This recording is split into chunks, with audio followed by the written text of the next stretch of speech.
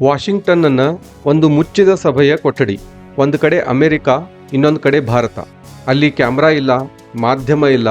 ಅಲ್ಲಿ ನಡೀತಾ ಇರುವಂಥ ಚರ್ಚೆ ಲಕ್ಷಾಂತರ ಉದ್ಯೋಗಗಳ ಮೇಲೆ ಪರಿಣಾಮ ಬೀರಬಹುದಾದಂಥ ವ್ಯಾಪಾರ ನಿರ್ಬಂಧಗಳು.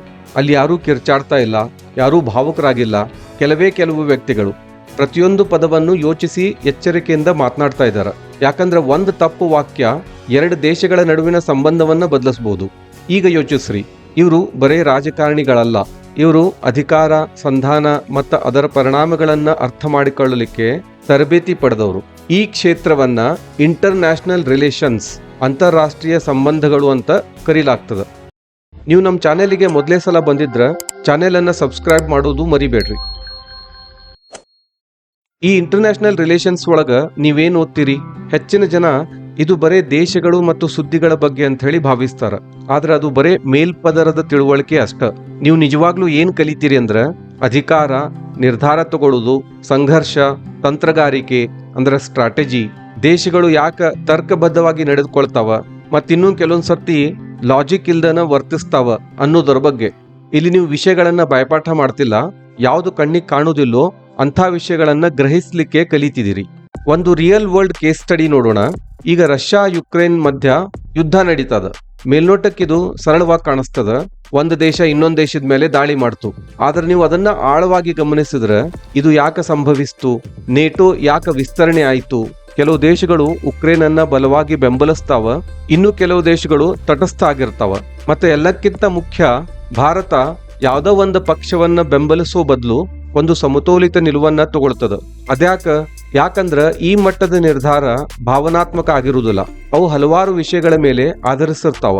ಇಂಧನ ಅವಲಂಬನೆ, ರಕ್ಷಣಾ ಸಂಬಂಧಗಳು, ಭೂ ರಾಜಕೀಯ ತಂತ್ರಗಾರಿಕೆ, ಇಂಥದ್ದನ್ನೆಲ್ಲ ಅಂತಾರಾಷ್ಟ್ರೀಯ ಸಂಬಂಧಗಳು ಅಂದ್ರೆ ಇಂಟರ್ನ್ಯಾಷನಲ್ ರಿಲೇಷನ್ಸ್ ನಿಮಗ್ ಕಲಿಸ್ತಾವ. ಯಾವ್ದು ಕಣ್ಣಿಗೆ ಗೊಂದಲಮಯವಾಗಿ ಕಾಣ್ತದನೋ, ಅದರ ಲೆಕ್ಕಾಚಾರದಿಂದ ಕೂಡಿದ ನಿರ್ಧಾರವನ್ನ ತಗೊಳ್ತದನೋ ಅಂಥದನ್ನ ಅರ್ಥ ಮಾಡಿಕೊಳ್ಳೋದನ್ನ ಇದರ ಕೆಲಸ. ನೀವಿದನ್ನ ನಿಮ್ಮ ದೈನಂದಿನ ಜೀವನಕ್ಕೆ ಅನ್ವಯಿಸಿ ನೋಡ್ರಿ. ಪೆಟ್ರೋಲ್ ಬೆಲೆ ಜಾಸ್ತಿ ಆಗ್ತದ, ಇದೊಂದು ಸ್ಥಳೀಯ ಸಮಸ್ಯೆ ಅಂತ ಹೇಳಿ ನೀವು ಭಾವಿಸ್ತೀರಿ. ಆದ್ರೆ ಅದರ ಹಿಂದಿನ ಕಾರಣ ಹಿಂಗಿರಬಹುದು. ಬೇರೆ ದೇಶದೊಳಗ ನಡೆಯೋ ಸಂಘರ್ಷ, ಆಯಿಲ್ ಪ್ರೊಡ್ಯೂಸಿಂಗ್ ಕಂಟ್ರೀಸ್ಗಳು ತೆಗೆದುಕೊಂಡು ಒಂದು ನಿರ್ಧಾರ, ಒಂದು ಜಾಗತಿಕ ಶಕ್ತಿ ಹೇರಿದ ಆರ್ಥಿಕ ನಿರ್ಬಂಧ, ಹಿಂಗ ಕಾರಣ ಎಲ್ಲೋ ಇರ್ತದ. ಆದ್ರೆ ಅದರ ಪರಿಣಾಮ ಸ್ಥಳೀಯವಾಗಿ ಇಲ್ಲಿ ಆಗ್ತಿರ್ತದ. ಇಂಥ ಜಗತ್ತಿಗೆ ನೀವು ಕಾಲಿಡ್ತೀರಿ. ಈ ಕ್ಷೇತ್ರದೊಳಗ ನಿಮ್ಮ ಜೀವನ ಹೆಂಗಿರ್ತದ? ನೀವು ಈ ಹಾದಿಯನ್ನ ಆರಿಸ್ಕೊಂಡ್ರ ನಿಮ್ಮ ದೈನಂದಿನ ಜೀವನ ಬೇರೆದವ್ರಿಗಿಂತ ವಿಭಿನ್ನವಾಗಿರ್ತದ. ನೀವು ಸಾಮಾನ್ಯರಿಗಿಂತ ಜಾಸ್ತಿನ ಓದ್ಬೇಕಾಗ್ತದ. ಬರೀ ಪಠ್ಯಪುಸ್ತಕಗಳನ್ನಲ್ಲ, ವರದಿಗಳು, ನೀತಿ ಪತ್ರಗಳು, ಜಾಗತಿಕ ಸುದ್ದಿಗಳು ಮತ್ತು ಐತಿಹಾಸಿಕ ವಿಶ್ಲೇಷಣೆಗಳು. ನೀವು ಬೇರೆ ಬೇರೆ ಘಟನೆಗಳ ನಡುವಿನ ಕೊಂಡಿ ಜೋಡಿಸ್ಲಿಕ್ಕೆ ಸಮಯ ಕಳಿತೀರಿ. ಒಂದ್ಯಾವುದೋ ಘಟನೆ ಆದ್ರ ಅದರಿಂದಾಗಿ ಆಗೋ ಆರ್ಥಿಕ ಪರಿಣಾಮ, ಅದಕ್ಕೆ ರಾಜಕೀಯ ಪ್ರತಿಕ್ರಿಯೆ, ಆಮೇಲೆ ಜಾಗತಿಕ ಪ್ರತಿಕ್ರಿಯೆ, ಇಂಥದ್ದನ್ನೆಲ್ಲ ನೀವು ಅನುಭವಿಸ್ಬೇಕಾಗ್ತದ. ಹೆಚ್ಚಿನ ಸಮಯದಾಗ ಇಲ್ಲೇ ಸ್ಪಷ್ಟ ಉತ್ತರಗಳು ಇರುವುದಿಲ್ಲ. ಕೇವಲ ಉತ್ತಮ ವ್ಯಾಖ್ಯಾನಗಳು ಅಂದ್ರೆ ಇಂಟರ್ಪ್ರಿಟೇಷನ್ಸ್ ಇರ್ತಾವ. ಆ ಇಂಟರ್ಪ್ರಿಟೇಷನ್ ಮಾಡೋರು ಇಂಟರ್ನ್ಯಾಷನಲ್ ರಿಲೇಷನ್ಸ್ ರಾಯಭಾರಿಗಳು. ಒಂದು ಸೀನ್ ಕಲ್ಪಿಸ್ಕೊಳ್ರಿ. ಒಬ್ರು ರಾಯಭಾರ ಕಚೇರಿ ಅಂದ್ರೆ ಎಂಬಸಿ ಒಳಗ ಕೆಲಸ ಮಾಡ್ತಿರ್ತಾರ. ಅವರ ದಿವಸ ಜಾಗತಿಕ ಬೆಳವಣಿಗೆಗಳನ್ನ ಓದುವುದರೊಂದಿಗೆ ಆರಂಭ ಆಗ್ತದ. ಅವರೊಂದು ಸಣ್ಣ ವರದಿಯನ್ನ ಸಿದ್ಧಪಡಿಸ್ತಾರ. ರಾತ್ರೋರಾತ್ರಿ ಏನಾತು, ಅವ್ರ ದೇಶಕ್ಕೆ ಯಾವುದು ಮುಖ್ಯ, ಪ್ರತಿಯೊಂದು ಪದವನ್ನು ಅಳೆದು ತೂಗಿ ಮಾತಾಡೋ ಚರ್ಚೆಗಳಲ್ಲಿ ಅವರು ಭಾಗವಹಿಸ್ತಾರ. ಅವರು ಸುಮ್ಮನೆ ಸಾಧಾರಣವಾಗಿ ಮಾತನಾಡೋಂಗಿಲ್ಲ. ಒಂದು ರಾಷ್ಟ್ರವನ್ನ ಪ್ರತಿನಿಧಿಸ್ತಿರ್ತಾರ. ಒಂದು ಸಣ್ಣ ಹೇಳಿಕೆನೂ ದೊಡ್ಡ ಪರಿಣಾಮಗಳನ್ನ ಬೀರಬಹುದು.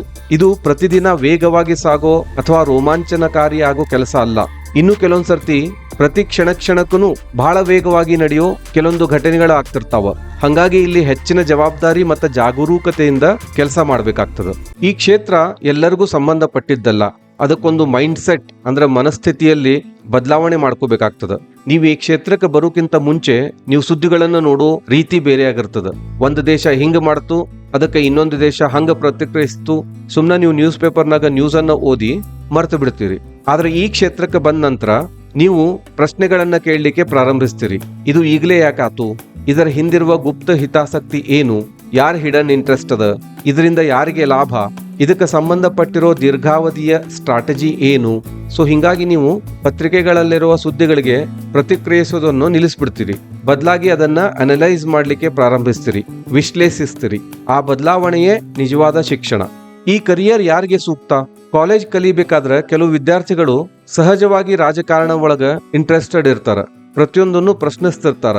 ಅವ್ರಿಗೆ ಯಾರು ಹೇಳ್ದಿದ್ರು ಜಿಯೋ ಪೊಲಿಟಿಕಲ್ ಇವೆಂಟ್ಸ್ ಬಗ್ಗೆ ಇಂಟ್ರೆಸ್ಟ್ ಹೊಂದಿರ್ತಾರ. ಅವ್ರಿಗೆ ಗ್ಲೋಬಲ್ ಕಾಂಪ್ಲೆಕ್ಸಿಟಿಗಳನ್ನ ಅರ್ಥ ಮಾಡ್ಕೊಳ್ಳಿಕ್ಕೆ ಇಷ್ಟ ಆಗ್ತಿರ್ತದ. ಅಂಥವ್ರಿಗೆ ಇಂಟರ್ನ್ಯಾಷನಲ್ ರಿಲೇಷನ್ಸ್ ಫೀಲ್ಡ್ ಬಹಳ ಇಂಟ್ರೆಸ್ಟಿಂಗ್ ಆಗಿರ್ತದ. ಈ ಕರಿಯರ್ ಅನ್ನ ಜಾಯ್ನ್ ಆಗ್ಲಿಕ್ಕೆ ನೀವೇನ್ ಓದ್ಬೇಕಾಗ್ತದ? ಭಾರತದೊಳಗ ಗ್ರಾಜುಯೇಷನ್ ಲೆವೆಲ್ ಒಳಗ ಇಂಟರ್ನ್ಯಾಷನಲ್ ರಿಲೇಷನ್ಸ್ ಅನ್ನೋದು ಒಂದು ಪದವಿ ಅಪರೂಪವಾಗಿ ಸಿಗ್ತದ.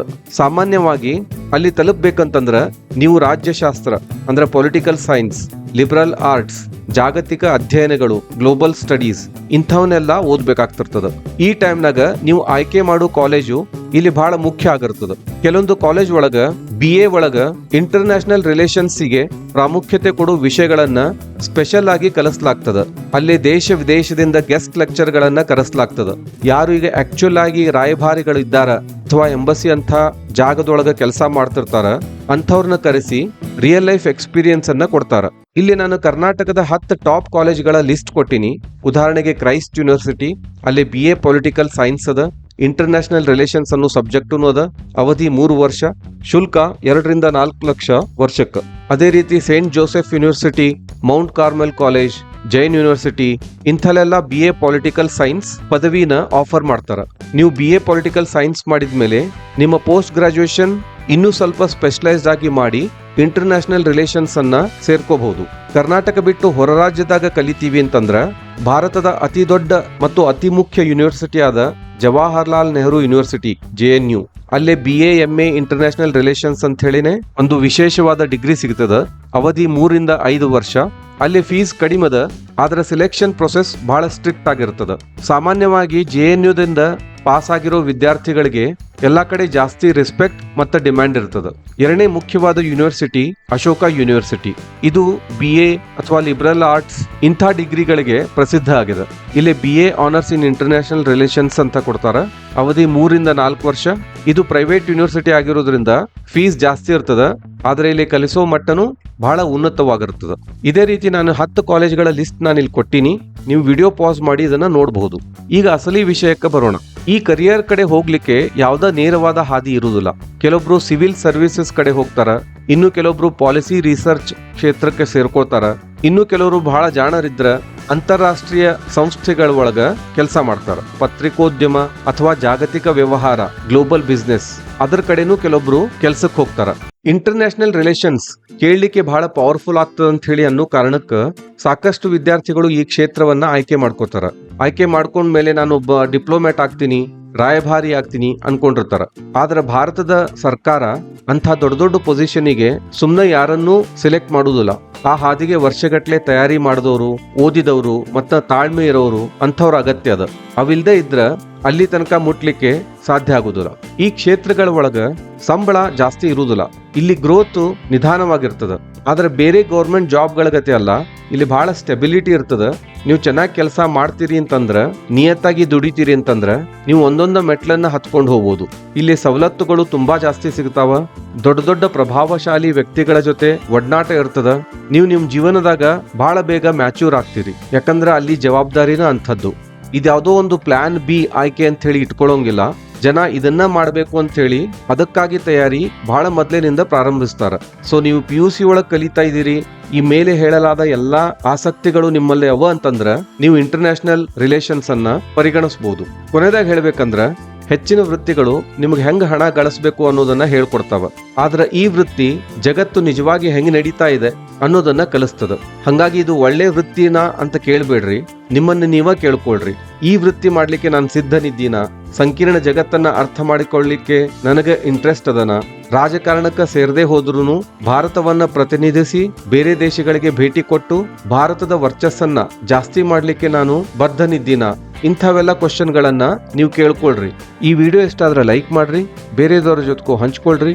ಇಂಥ ವಿಡಿಯೋಗಳನ್ನ ನೋಡ್ತಾ ಇರ್ಲಿಕ್ಕೆ ನಮ್ಮ ಚಾನೆಲ್ ಅನ್ನ ಸಬ್ಸ್ಕ್ರೈಬ್ ಮಾಡ್ರಿ. ಜೈ ಹಿಂದ್, ಜೈ ಕರ್ನಾಟಕ.